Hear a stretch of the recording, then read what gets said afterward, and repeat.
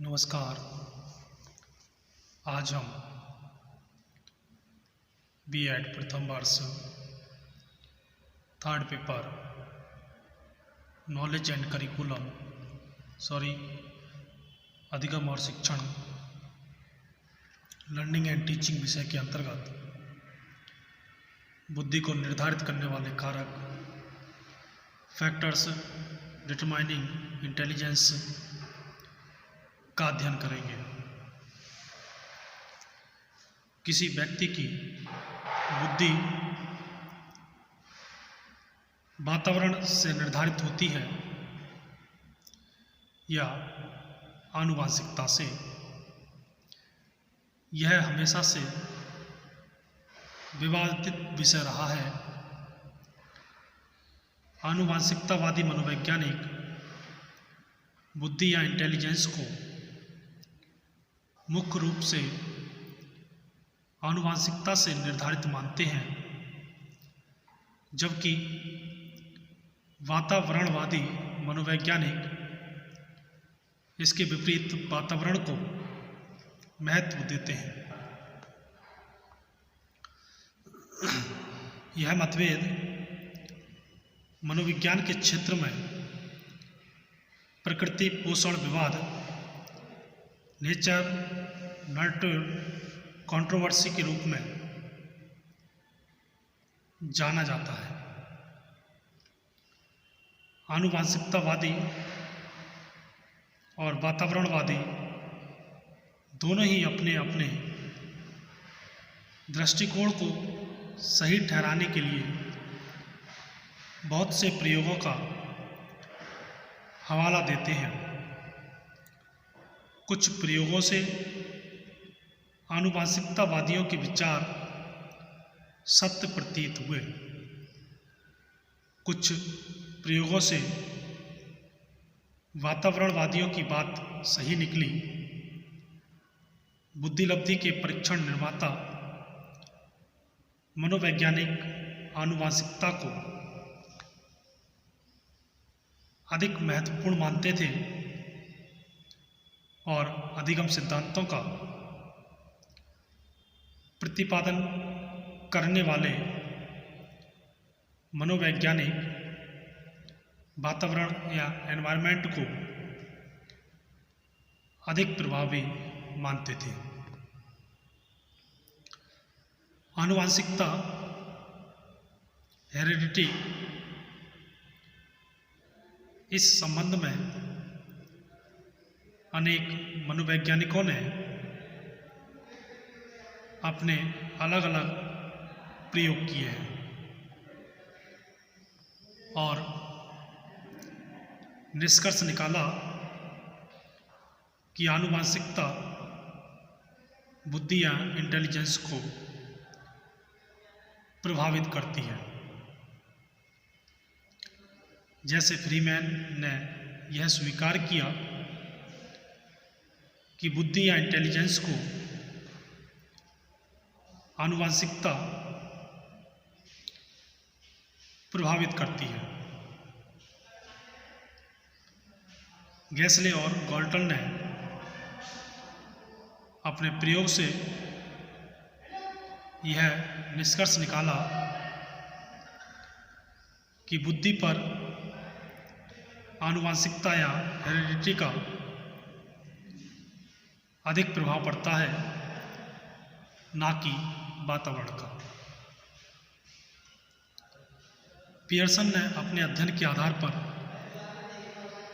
यह सिद्ध किया कि बुद्धिमान माँ बाप के बच्चे भी एक बहुत बड़ी सीमा तक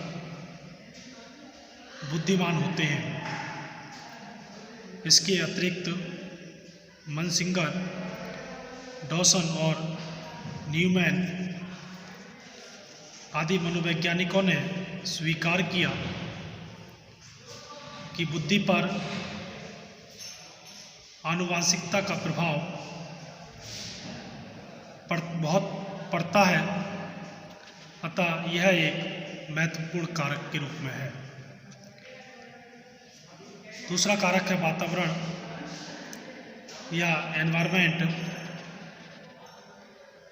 वातावरण के संबंध में अनेक मनोवैज्ञानिकों ने प्रयोग किए। उसका मानना है कि बुद्धि आनुवंशिकता की अपेक्षा वातावरण से अधिक प्रभावित होती है। कोडक ने बुद्धि पर वातावरण का प्रभाव जानने के लिए 80 ऐसे बच्चों पर अध्ययन किया जिनका पालन पोषण अच्छे वातावरण में किया गया था। बेलमैन, लीही और स्किल ने भी अपने प्रयोग के आधार पर सिद्ध किया कि यदि बच्चों को अच्छा वातावरण दिया जाए तो उनकी बुद्धि में काफ़ी परिवर्तन लाया जा सकता है। इस विचारधारा के समर्थक वातावरण को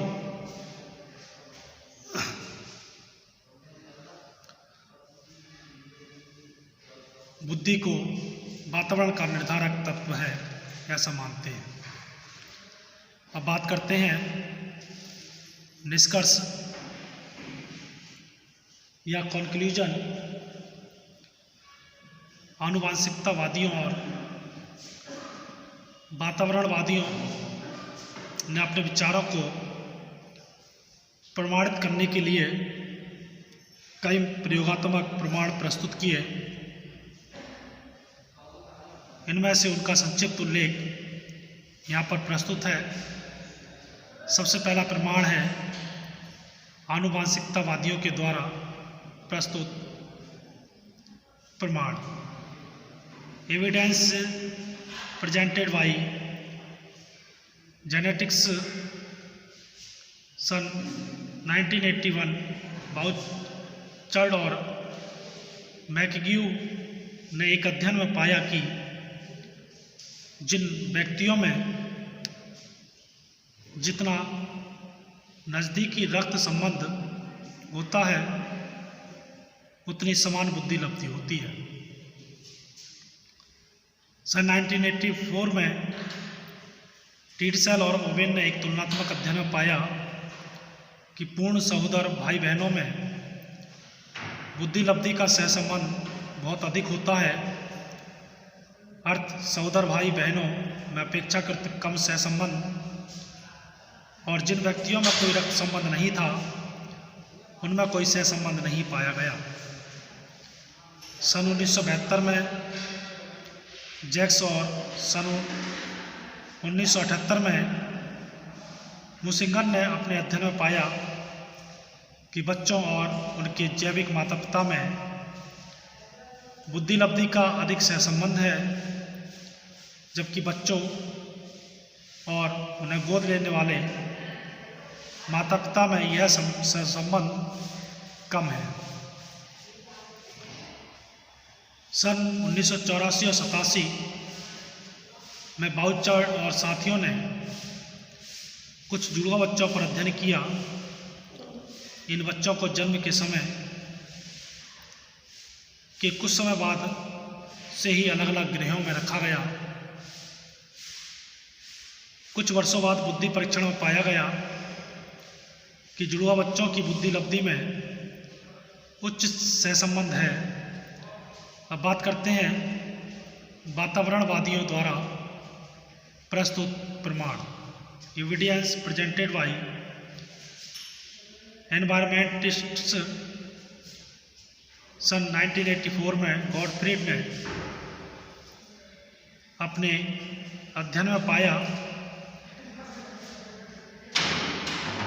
कि जिन बच्चों को शैशवावस्था में वातावरणीय उद्दीप्त प्राप्त था उनका बौद्धिक विकास अन्य बच्चों की अपेक्षा अच्छा था।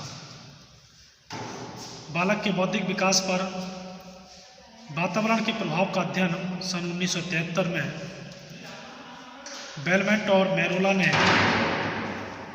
और 1984 में रॉबर्ट ने किया और पाया कि